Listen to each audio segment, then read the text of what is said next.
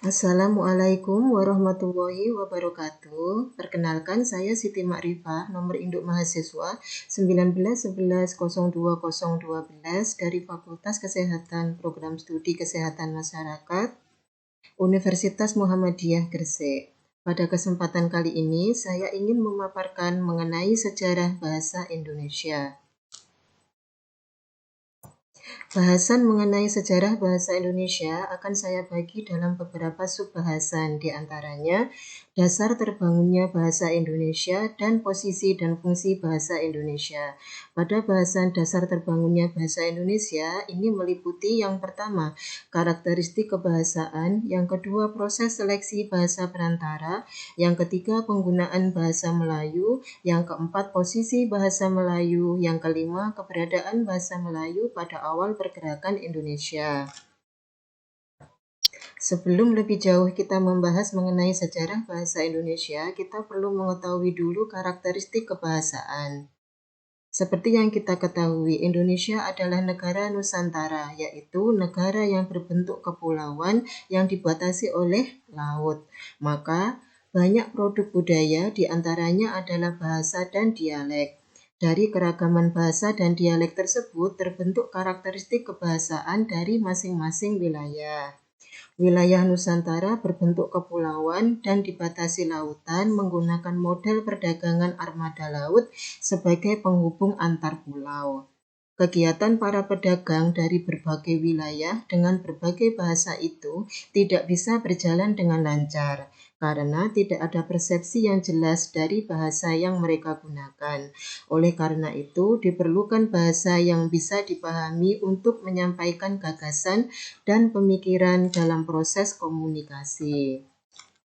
Selanjutnya, dengan berbagai adanya keragaman dari bahasa dan dialek, maka akan terjadi proses seleksi bahasa perantara atau bahasa penghubung. Proses seleksi bahasa perantara atau bahasa penghubung itu terjadi secara alamiah, dan proses seleksi itu berfungsi agar semua kegiatan dan komunikasi bisa berjalan lancar.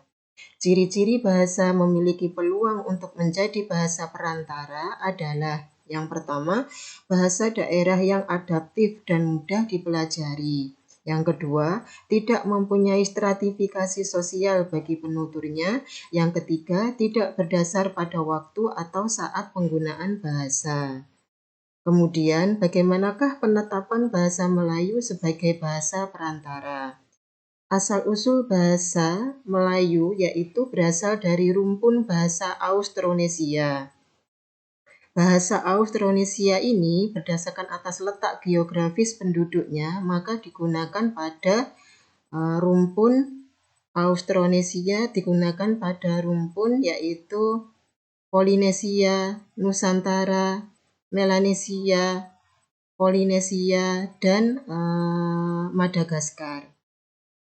Penyebaran bahasa Melayu di wilayah Nusantara ini disebarkan oleh para pedagang dan dilakukan juga oleh para misionaris yang datang ke Nusantara.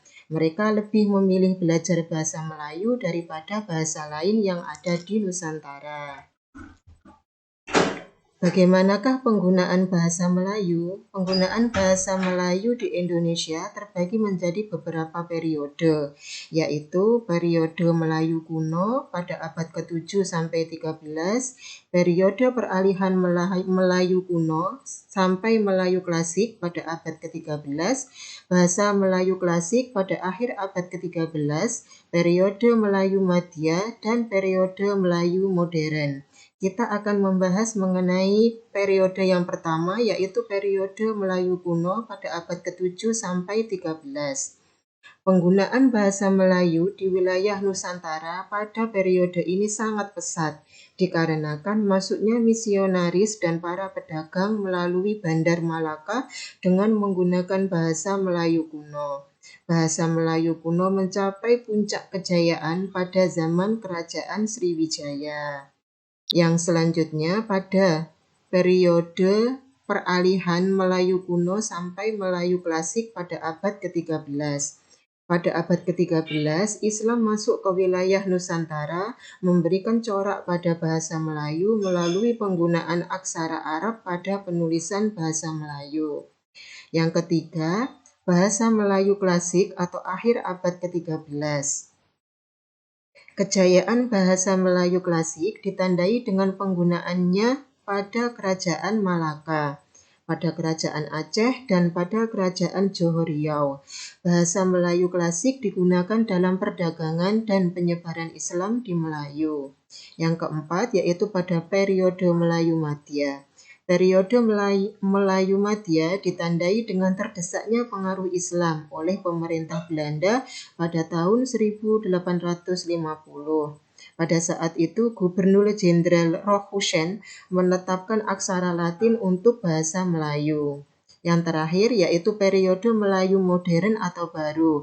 Pada periode ini, periode Melayu baru ditandai dengan standarisasi penggunaan ejaan Latin pada bahasa Melayu. Kemudian, bagaimanakah posisi bahasa Melayu di Indonesia? Bahasa Melayu memperoleh posisi penting pada masa kolonial Hindia Belanda dengan ditetapkan sebagai bahasa kedua pemerintahan setelah bahasa Belanda. Pada saat pemerintahan kolonial Belanda, menerapkan politis etis. Politis etis adalah politis balas budi dengan memberikan kesempatan pendidikan masyarakat pribumi dengan bahasa Melayu sebagai bahasa pengantar proses pendidikan. Selain itu, pada masa penjajahan Belanda dibentuk juga Komisi voor de Volkstur, yaitu komisi untuk bacaan sekolah pribumi dan bacaan rakyat yang kemudian berubah nama menjadi Balai Pustaka, yaitu lembaga yang bertugas untuk menyediakan bacaan yang menggunakan bahasa Melayu. Balai Pustaka berperan dalam pengokohan bahasa Melayu sebagai bahasa yang lebih diterima dan digunakan oleh masyarakat Hindia Belanda. Keberadaan bahasa Melayu pada awal pergerakan Indonesia itu ditandai dengan pada awal masa pergerakan Indonesia, bahasa Melayu dianggap sebagai media untuk menggugah semangat nasionalisme membentuk Negara Kesatuan Republik Indonesia. Bahasa Indonesia digunakan sebagai pengikat identitas untuk menyatukan wilayah Nusantara. Puncaknya pada tanggal 28 Oktober 1928, seluruh organisasi pemuda berkumpul dan menghasilkan Sumpah Pemuda. Melalui Sumpah Pemuda itulah bahasa Indonesia pertama kali diperkenalkan secara luas dan umum. Kemudian untuk lebih mensahkan dilakukanlah Kongres Pemuda I tahun 1936 di Solo.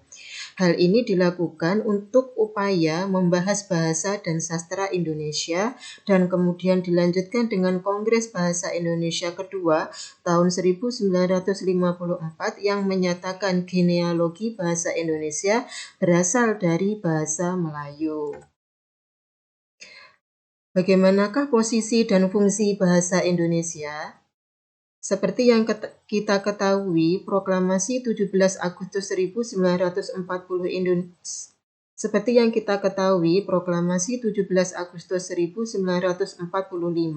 Indonesia memposisikan bahasa Indonesia sebagai bahasa negara. Hal ini disahkan pula dalam Konstitusi Negara yang dimuat pada pasal 36 Undang-Undang Dasar 1945 yang menyatakan bahwa bahasa negara adalah bahasa Indonesia. Hal ini menjadi landasan yuridis bagi penempatan bahasa Indonesia dalam posisi di Negara Kesatuan Republik Indonesia. Bahasa Indonesia ditempatkan sebagai bahasa resmi kenegaraan, bahasa resmi dalam institusi pendidikan, perhubungan nasional, kebudayaan, dan iptek modern, serta sekaligus menjadi salah satu lambang identitas negara. Demikianlah pemaparan sejarah bahasa Indonesia. Atas perhatiannya, saya ucapkan banyak terima kasih. Wassalamualaikum warahmatullahi wabarakatuh.